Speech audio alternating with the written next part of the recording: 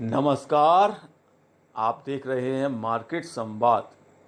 ये जो आप महिलाओं का हुजूम देख रहे हैं, यह दरअसल झांसी जिलाधिकारी आंद्रे वामसी का सम्मान हो रहा है। यह झांसी में आज उत्तर प्रदेश व्यापार मंडल के तत्वाधान में हमारी झांसी हमारी जिम्मेदारी कार्यक्रम का जो आयोजन किया गया, उस कार्यक्रम का हिस्सा था। इस कार्यक्रम में महापौर रामतीर्थ सिंघल ने भी अपना उद्बोधन दिया। उन्होंने नगर के विकास को लेकर जिस प्रकार से कार्य किए जा रहे हैं और लोगों का क्या विजन होना चाहिए, इसको लेकर विस्तार से जानकारी दी। कार्यक्रम के प्रारंभ में कार्यक्रम के संयोजक संजय पटवारी ने पूरी भूमिका बताई। उन्होंने बताया कि किस प्रकार से झांसी वासियों को अपनी जिम्मेदारी का एहसास करते हुए आगे बढ़ना चाहिए। उनका यह प्रयास आज एक मंच के जरिए सार्वजनिक रूप से प्रकट किया गया। इस कार्यक्रम में महापौर रामतीर्थ सिंघल ने पिछले कई सालों में नगर निगम प्रशासन और जिला प्रशासन के द्वारा नगर के विकास के लिए जो कार्य किए जा रहे हैं, उसको लेकर अपनी बात रखी। इसके साथ ही उन्होंने लोगों से आह्वान किया कि वह अपनी जिम्मेदारी को समझें, क्योंकि जिम्मेदारी समझना सबसे बड़ी बात होती है। हमारी झांसी हमारी शान है, तो हमारी जिम्मेदारी भी है। विकास के कार्य से ज़्यादा हमारी जिम्मेदारी है कि हम उस दायित्व को निभाने की दिशा में आगे बढ़ें। महापौर ने किस प्रकार की बातें की और क्या रूपरेखा कार्यक्रम की तय की गई, इसको लेकर हमारे संवाददाता अनिल मौर्य ने पूरी रिपोर्ट तैयार की। आप भी इस रिपोर्ट को देखें। दीदी आपको देखकर डर लगता है। जब हम लोग यहाँ बैठे थे, मैंने कहा तो आप उनको गुरु दक्षिणा दे दीजिए, डर समाप्त हो जाएगा। जब गुरु का आशीर्वाद मिल जाएगा तो डर समाप्त हो जाएगा। उत्तर प्रदेश व्यापार मंडल के अध्यक्ष मेरे छोटे भाई श्री संजय पटवारी जी, समस्याओं को टालने वाला नहीं, समस्याओं से टकराने वाला नेतृत्व हमारे पास में, ये हमारे लिए गर्व की बात है। कोरोना की बात कर रहा था, एक दिन उन्होंने एक सेंटेंस कहा कि कोरोना भी है और कर्तव्य भी है। तो मुझे स्ट्राइक हुआ कि ये कर्तव्य भी है किसके लिए कहा। तो मुझे लगा कि ये उन्होंने स्वयं के लिए और हम आपके लिए कहा भी भैया, ये बाकी जनता से तो वो कह रहे घर में रहो, लेकिन जिनको जिम्मेदारी जनता ने दी है उनके लिए कर्तव्य है कि काम करो, काम करो। और उस कोरोना काल में एक बार स्थिति इतनी गंभीर हो गई थी झांसी में कि मुझे लगता है कि हर जागरूक व्यक्ति भी, शासन प्रशासन भी चिंतित हो गया था कि अगर अब कोरोना पेशेंट्स बढ़े तो हम उन्हें एडमिट कहाँ कराएंगे।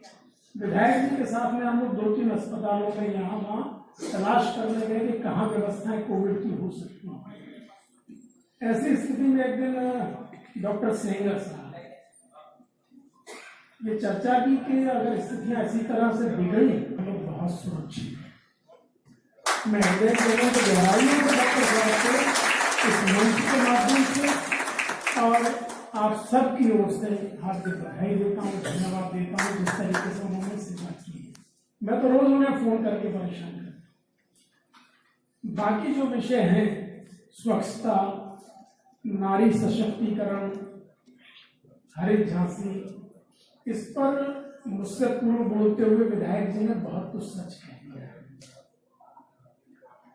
लेकिन उनके सच कहने में और मेरे सच कहने में फर्क ये है कि स्वच्छता पर वो लोगों को आगाह कर सकते हैं। हमारे स्वच्छता आइकॉन भी रहे, स्वच्छता एम्बेसडर भी रहे नगर निगम के, लेकिन चूंकि स्वच्छता नगर निगम की जिम्मेदारी है, इसलिए अगर मैं स्वच्छता का भार आप लोगों पर डालने की कोशिश करूं तो शायद मेरे लिए ठीक नहीं। इसलिए मुझे कहने में डर लगता है। और होता क्या हो तो मंजे हुए वक्ता है विधायक जी को, लेकिन अभी हमें मानना है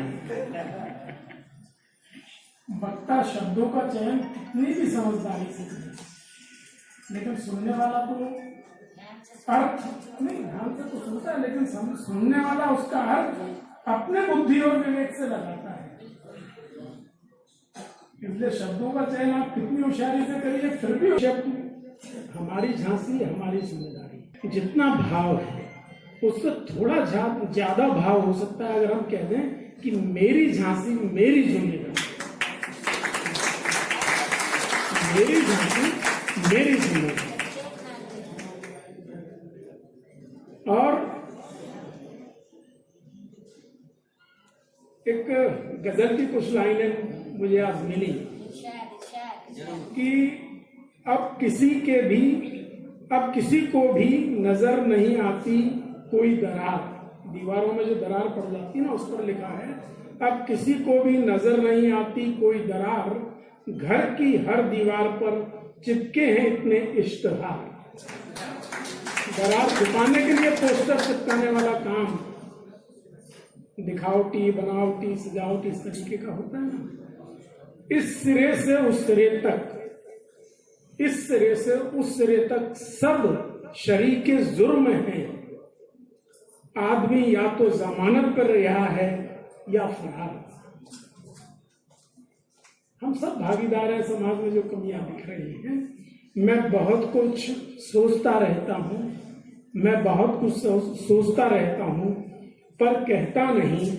बोलना भी मना है, सच बोलना तो दरकिनार। सच बोलना तो दरकिनार। तो वास्तविकता ये है, सब जानते हैं कि जब हम व्यवस्थाओं को स्वीकार करने लगते हैं तो अपने आप समाज बेहतर हो जाता है। इन संगोष्ठियों का भी उद्देश्य यही है कि मनुष्य का आचरण, विचार, व्यवहार परिष्कृत हो जाए। एक दूसरे के विचार सुन के हमारा मन, हमारे विचार, हमारा आचरण, हमारा व्यवहार परिष्कृत हो जाए। नहीं तो इन संगोष्ठियों में आए, खाली हाथ आए और खाली हाथ चले गए, जैसे स्थिति हो। तो निश्चित रूप से